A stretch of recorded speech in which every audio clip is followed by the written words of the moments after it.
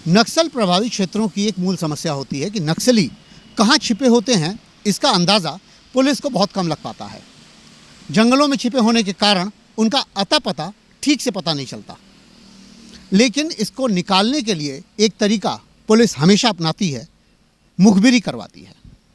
मुखबिर रखे जाते हैं उन्हीं क्षेत्रों से, उन्हीं इलाकों से जुड़े हुए लोगों को, ताकि वो नक्सली बेल्ट में घुस करके या उन क्षेत्रों में उन्हीं के जैसे दिख करके उनके सारे इन्फॉर्मेशन पुलिसिया महकमे में पहुंचाए जा सकें। ऐसी स्थिति बिहार या झारखंड, छत्तीसगढ़, इन इलाकों में अक्सर देखने को मिलती है। ऐसे ही एक व्यक्ति से मुलाकात आज राजपथ टीवी की हुई है। असलम, जी हाँ, ये असलम नाम उनका है और उन्हें मुखबिरी के लिए चुना गया था 2011 में। और उनकी मुखबिरी के चलते एक बड़ी चाल जो नक्सली चलने वाले थे उसको नेस्त नाबूद करने के लिए असलम का प्रयोग किया गया। असलम हमारे साथ मौजूद हैं और वो बताएंगे कि आखिर उन्होंने ये काम किस तरीके से किया और उसका उन्हें क्या भुगतान भुगतना पड़ा। नमस्कार सर, आपके चैनल के माध्यम से हिंदुस्तान के सभी आम तो सभी नौजवान तो नमस्कार आदाब सलाम करता हूं और बहुत बहुत शुक्रिया कि आपने मेरे दर्द तो समझा। वैसे तो मैं लगभग 24 दिनों से सभी लोग से हाथ पैर जोड़ रहा हूं, जो भी सोशल एक्टिविस्ट है या जो भी बड़े चैनल वाले हैं सभी से हाथ पैर जोड़ रहा हूं कि मेरी दर्द तो समझा जाए और मेरे साथ जो घटना हुआ है वो आम तो बताया जाए। क्योंकि जब तक आवाम तो नहीं मालूम होगा कि मुझे असलम कौन है, क्यों है, तैसे उसको यूँ किया दिया, तैसे उसके अबू अम्मी डेट कर रहे इस लड़ाई में, तो जब तक मतलब पब्लिक मेरा साथ नहीं दे दी। बिहार में नक्सल प्रभावित क्षेत्र में मेरा घर है, छपरा जिला का निवासी हूँ मैं। तो मुझे बिहार पुलिस द्वारा नक्सली में इन्फॉर्मेशन बना के भेजा गया था।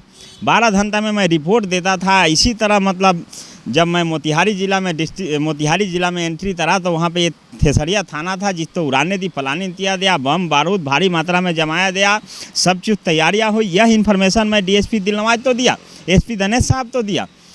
ये ऑपरेशन जैसी मिला तो ऑपरेशन सजाया गया, मुझे मीटिंग में बुलाया गया जिस मीटिंग में कुछ शर्तें वादे हुए जो इन प्रकार से थे। मुझे कहा गया कि ऑपरेशन के दौरान में सबसे पहली बात तो एसपी साहब जो एक मिसाल दिए थे वो मैं बता देना चाहता हूँ आपके चैनल के माध्यम से। कि एसपी साहब मुझे ये मिसाल दिए कि असलम हम लोग मुखबिर बहुत बनाए मगर मुखबिर भी हमारे साथ धोखा करते हैं कि हमारा दाढ़ी तो बुलवाया जाता है कि फलानी ज़्यादा नक्सली है और हमारा ही दाढ़ी तो उड़वा दिया जाता है। बस मैंने ऐसा नहीं किया, यह गलती मैं नहीं किया और मैं ईमानदारी से साथ दिया।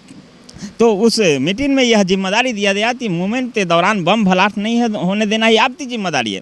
जब ऑपरेशन सफल हो जाएगा तो बिहार से बाहर आपको पुनर्वास दिया जाएगा, दर दिया जाएगा, सुरक्षा के साथ बिहार सरकार द्वारा सम्मानित किया जाएगा, जीवन यापन के लिए 15 लाख रुपए दिया जाएगा। ये सब आपको सरकारी तौर से कहा गया? सरकारी तौर से कहा गया सर। मैंने तो अपना वादा निभाया। आप समझिए 16 से 18 घंटा इनकाउंटर चला, ऐतिहासिक लड़ाई है। मेरे पास जो पेपर था 3 है, न्यूज़ पेपर है, मैं आपको दूंगा जो आपके दर्शक लोग स्क्रीन पे देख लेंगे। तो समझिए कि बिहार का ऐतिहासिक लड़ाई है और ये पहला लड़ाई है जिसमें सैन्य बल शहीद नहीं हुए हैं। नहीं तो इससे पहले जितना नक्सल मूवमेंट हुए हैं सभी में 2, 4, 10 सैन्य बल शहीद हुए हैं, जवान शहीद हुए हैं। मगर ये पहला लड़ाई है जो 16 से 18 घंटा इनकाउंटर चला और पुलिस प्रशासन का मतलब सरकारी क्षति कुछ भी नहीं हुआ, सिर्फ और सिर्फ नक्सल का पूरा टीम सफाया हुआ। जब ऑपरेशन सफल हो गया तो मुझे डराया गया, धमकाया गया कि यह मीडिया में नहीं बोलना है कि इसका मुख्य सूत्रधार तुम हो। यहाँ तक मुझे जेल में डालने की कोशिश किया गया, कोशिश नहीं भेज दिया गया। असलम एक समस्या और है कि जैसे अभी आप ये बात बोल रहे हैं और हम बता भी देंगे, चलाएंगे भी, बात यह आएगी कि क्या इसके बाद आपको कोई खतरा नहीं है? नहीं, खतरा तो पुलिस ने दे दिया मुझे। जिस तरह मुझे जेल में छूट दिया गया यह बोलते कि नक्सली आप तो मार दे दी, तो ये तो सिर्फ षड्यंत्र था सर। मेन जो डर था बिहार पुलिस में ये था कि अगर इसको हम छोड़ देते हैं तो ये मीडिया में जाते बोलेगा कि इसका मुख्य सूत्रधार हम है, मेन हीरो हम है और हम लोग तो राष्ट्रपति मेडल नहीं मिलेगा जो 26 महीना बाद मेडल मिला। पुलिस अगर इसलिए एक पॉइंट हम बोल रहे हैं उसको समझिए और आपके दर्शक समझे कि जब मुझे सुरक्षा के तौर से भेजा गया जेल में तो ये डीएसपी महोदय हमारे फैमिली तो ले दे जेल देते पे मिलाने आए। दूसरा दिन आप समझिए उस जेल में अपराधी होते हैं, नक्सली होते हैं, हर तबके का लोग होता है। जब यह नज़ारा नक्सली देते तो ये डीएसपी के दाढ़ी से असलम का फैमिली उतर रहा है तो वहाँ तो स्पॉज आप कर दिए ना, आप डीएसपी हैं, आप कैसे मेरे फैमिली तो लेते आ सकते हैं। तो ये तो जेल भेजने का षड्यंत्र था और ये छुपाना था कि तुम मीडिया में नहीं आओ दे, मुझे डराया धमकाया दिया, यहाँ तक बोला दिया कि जहाँ 6 नक्सली मारा दिया वहाँ 7 भी मारा जा सकता। असलम इसमें दो बातें आ रही हैं। पहला तो ये कि आपका एक ये दर्द है कि आपके परिवार को एक्सपोज कर दिया गया, खतरा बढ़ा दिया गया। दूसरा ये कि आपको किसी भी तरीके की राशि नहीं मुहैया कराई गई, या जो कहा गया था कि आपको रिहेबिलिटेट किया जाएगा या दूसरी जगह पुनर्वास किया जाएगा, वो भी नहीं किया गया। यही समस्या है। राशि तो 4 लाख मिला है मुझे, तब मिला जब जेल में मैं पड़ दिया तो मुझे 4 लाख रुपए दिया और वो भी तब दिया जब भूत हड़ताल अनशन फंक्शन किया, जब पहला धरना प्रदर्शन मैं जेल में किया, बाहर मेरी फैमिली थी, तो ये भी दिनेश साहब इस चीज़ तो मुतर दे दिया। असलम तो हम नहीं जानते हैं। अच्छा, कितना खतरा महसूस किए थे उस समय जब आप मुखबिरी कर रहे थे? नहीं, खतरा तो हम इतना महसूस किए तो आप भी समझ सकते हैं। नक्सल मूवमेंट में रहते तब कहाँ जा रहे, क्या प्लानिंग हो रहा, हर चीज़ पुलिस तो इन्फॉर्मेशन देना। यहाँ तक कि जब इनकाउंटर चल रहा था, जब भी एसपी के लाइन पे हम बने हुए थे, बार बार मुझे प्रेशर दिया जा रहा था कि बम ब्लास्ट नहीं होने देना है, बम ब्लास्ट। मैंने हौसला दिया, हिम्मत दिया कि सर आप लोग लड़िए, 6 बम है, बमों तो डिफ्यूज कर दिया हूँ। उस समय एसपी का नाम आपको याद है?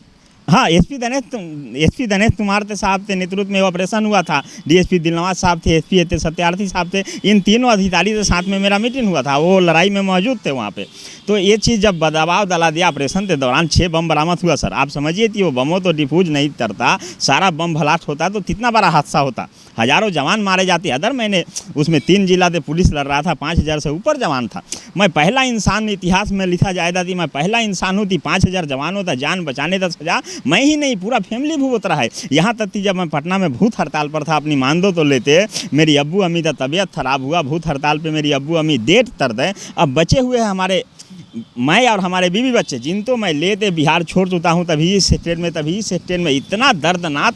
किससे उम्मीद कर रहे हैं कि ये बात कौन सुनेगा? नहीं, मेरा आवाज़ सरकार तक पहुंचाया जाए थी मेरा मानना है सर। आज मैं अकेला भंवत रहा हूँ, अकेला बोल रहा हूँ, इसलिए फर्क नहीं पड़ रहा है। जब आप जैसे पूरे मीडिया कर्मी, पूरे सोशल एक्टिविस्ट मेरा साथ देंगे, पूरे सोशल मीडिया साथ देंगे, और जब मेरे साथ आवाज़ लाखों आवाज़ उठेंगी, ये इतनी बड़ा सवाल है जो कि जिस सफलता के आधार पे 33 पुलिस वाले तो मेडल दिया, वहीं मुझ सूत्रधार मोहम्मद असलम तो रोड पे मरने के लिए क्यों छोड़ दिया। अब आपको पुलिस नहीं बोलती है कि आके फिर से एक बार मुखबिरी कर लो?